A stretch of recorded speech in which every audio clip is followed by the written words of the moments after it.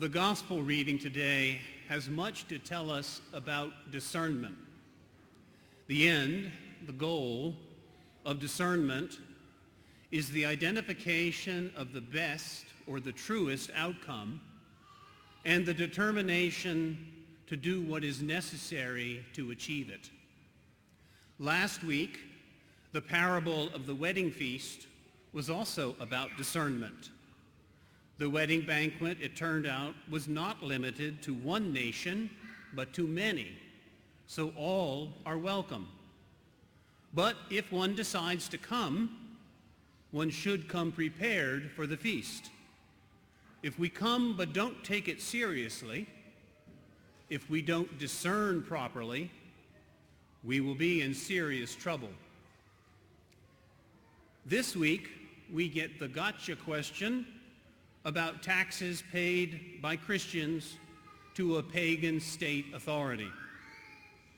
The Pharisees are plotting to entrap Jesus. Just like the surprise wedding invitation of last week's gospel, today we have to discern the right thing to do when asked about the validity of the census tax. October is a busy month in the church. It's the season of finance, and last week we had what is sometimes referred to as the Sermon on the Amount. And hopefully, we all spent time in prayer before we return those pledge cards. We are being asked to discern what we should do with the money that we have, and we are being asked, where does God fit in that equation? As Father explained last week, it probably cannot be all our money, but it really should be at least some of our money. October is also a time when families are beginning to think about school for next year, and of course it's also a special pro-life month. So it's a time of discernment about money, education, and family life. Where does Caesar fit in here? Where does he not fit in? That's discernment. And once we have a good understanding of what is Caesar's and what is not, then we have to commit to the action steps that follow from that understanding. The money for taxes and for the church comes from the same place.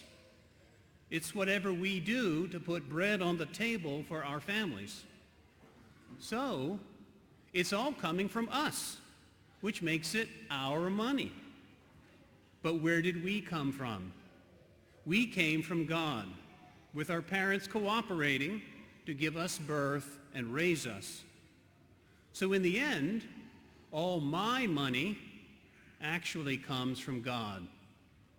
The money I am forced to pay in taxes to a post-Christian government is part of the cross that I must bear. The money I give to the church is part of me giving back to God what he gave me. God gave us everything, and we thank him by giving some of it back. If we have children, we understand that God gave them to us. And he gave them to us to raise and educate the best that we can. Good education is more than passing tests and being promoted to the next grade. True education is formation of the intellect and the will to acknowledge God's place in our lives and to grow in docility to his will. Formation is about the human person. Our kids are made in the image and likeness of God, and they are precious in his sight. We have a great responsibility to form them well. That should be a significant factor in how we discern where to send them to school.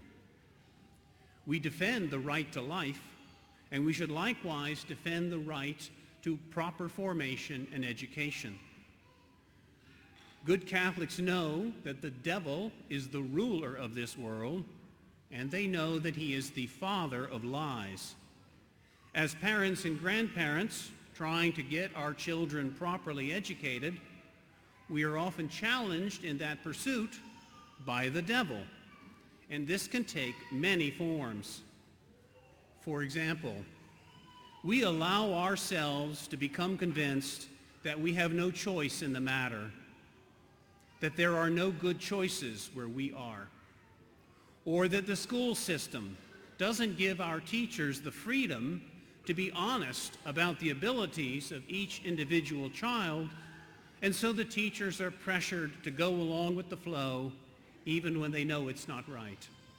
Or we accept good enough from ourselves instead of the good that comes from God, which is the very best.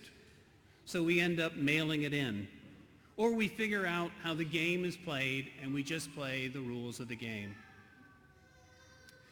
Consider the wasted opportunity in the dialogue between the Pharisees and Jesus today. The scribes are conversing with truth itself, but instead they choose to play debate games. When God is the foundation of an education, it's even more than just education. It's formation of mind, body, and will. God is love, and knowledge without love is merely useless data. Technology applied without morality leads to a culture of death.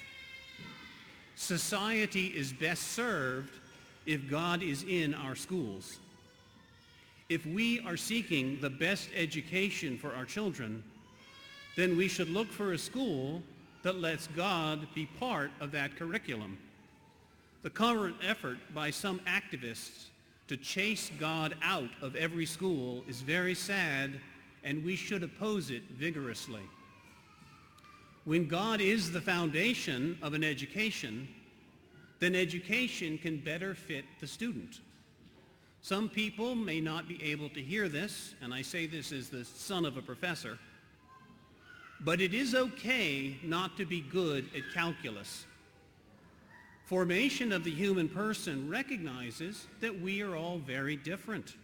Some are intellectual, some are technical, some are physical. All can be wise, and all can be foolish. If we are seeking the best education for our children, then we should not let them be in a system where they don't really fit. Not everyone needs to go to college to be a good and productive member of society. That's always true no matter what my father might have said. When God is the foundation of an education, he may ask us to make hard choices for our kids because we love them. He may ask us to move to a place where God is present at the school. He may ask us to rearrange our family budgets because the free school system has rejected him. He may ask us to get involved to keep him in those schools. The end of the gospel story is that famous instruction to render unto Caesar what is Caesar's.